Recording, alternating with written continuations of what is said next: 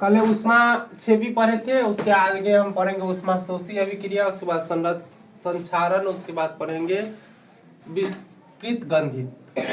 अब शोषी अभिक्रिया, जिन अभिक्रिया में उष्मा का अवशोषण हो।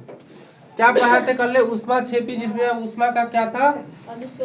अवशोषण नहीं हो रहा था। इसमें क्या हो रहा है? अवशोषण हो रहा है। उष्मा शोषी अभिक्रिया, जिन अभिक्रिया में उष्मा का शोषण हो उसे अविशोषण अभिक्रिया कहते हैं। उदाहरण के लिए हो गया BOH2 + 2NH4Cl, मतलब अमोनियम क्लोराइड प्लस उष्मा BaCl2, barium chloride chlorine plus 2NHO NH4OH। संक्षारण हो गया किसी धातु को का ऑक्सीजन से अभिक्रिया करके खराब हो जाना या उसके गुणों में परिवर्तन हो जाना, क्या कहलाता है? संक्षारण कहलाता है। संक्षारण क्या होता है? किसी धातु का ऑक्सीजन से अभिक्रिया करके, किससे अभिक्रिया करके? किसी धातु से ऑक्सीजन से अभिक्रिया करके खराब हो जाना या उसके गुणों में परिवर्तन हो जाना क्या कहलाता है? संक्षारण कहलाता है। उदाहरण के लिए लोहे पर जंग लगना। अब जैसे यहाँ पर खिड़की है, इसमें पेंट नहीं हुआ है, तो ये ऑक्सीजन के संपर्क में आकर क्या हो गया? इस पर जंग लग गया हुआ है। क्या लग गया हुआ है? जंग लग गया हुआ है। बस जंग लगने के लिए आवश्यक शर्त क्या है?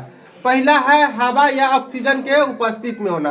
तो उसमें खिड़की में क्या है? हवा और उपस्थित दोनों को, ऑक्सीजन और हवा के दोनों को क्या है? उपस्थिति है, प्रेजेंटेशन है वहाँ पर। उसमें हवा भी लगता है और ऑक्सीजन के संपर्क में भी है, तो क्या हुआ? वहाँ पर जंग लगा है। दूसरा का क्या है? जल होता है। जैसे उसमें पानी भी पड़ता होगा जब बारिश होता होगा तो बाहर से।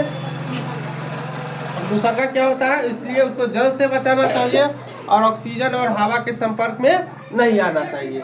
उसके बाद लोहे के जंग या संक्षारण से बचाने का उपाय क्या है? तो निम्न उपाय है। कितना उपाय है?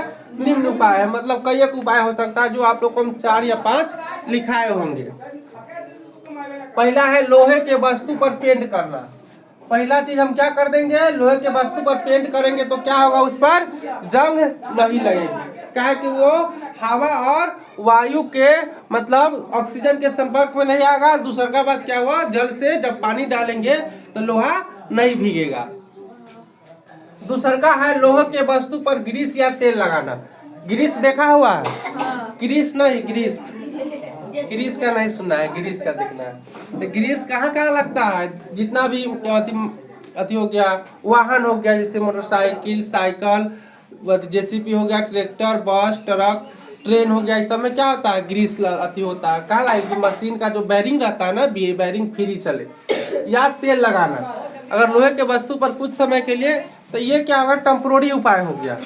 जैसा ही क्या होगा? ग्रीस या तेल सूखेगा, फिर वो हवा के संपर्क में आएगा तो फिर क्या होगा? लगबे करेगा। क्या लगेगा? तो जंग लगेगा। हवा तथा जल से बचाना। किसे बचाना? हवा तथा जल से बचाना। धातु पर तांबे की परत चढ़ाना। तांबा देखा हुआ? तांबा का बर्तन देखा हुआ? तांबा का तार देखा हुआ?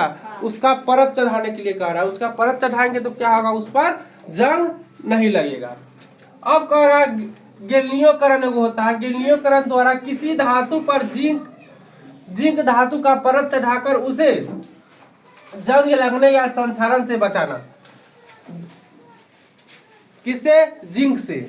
जिंक होता है, जिंक खेत में भी होता है, मतलब खाद भी होता है, जिंक होता है ना, आलू में दिया जाता है, गेहूं में, धान में। तो जिंक का क्या करेंगे? हम परत चढ़ाएंगे। क्या करेंगे? परत चढ़ाएंगे। जैसे हम पेंट करते हैं ना, उसी तरह क्या करेंगे? जिंक का परत चढ़ाएंगे तो भी बच सकता है। और उसके बाद है क्रोमोटिंग द्वारा किसी धातु पर क्रोमियम धातु का परत चढ़ाना। क्रोमियम एक प्रकार का धातु है जिसका हम परत चढ़ाएंगे पेंट के तरह, तो उस पर भी जंग नहीं लगेगा। उसके बाद है विस्कृत गंधित, किसी खाद्य पदार्थ का ऑक्सीजन से अभिक्रिया कर खराब हो जाना या बदबूदार पदार्थ में बदल जाना। बदबूदार मतलब महकने लगेगा। समझ क्या होगा? महकने लगेगा।